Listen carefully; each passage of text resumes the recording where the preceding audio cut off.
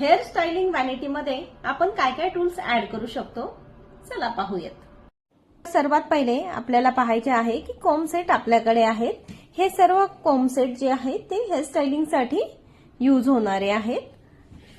Second आहे आपल्याकडे dryer, curling machine, crimper, small आणि बिग क्रिम्पर आहे, आयनिंग मशीन आहे आणि वेगवेगळ्या प्रकारचे स्प्रे जे हेअर स्टायलिंग साठी यूज होणार आहेत। त्याच नंतर आपल्याकडे हा रबर,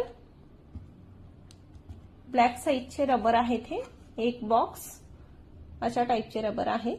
त्यानंतर big size you pins, Bob pin, section clip आणि ब्लॅक रबर।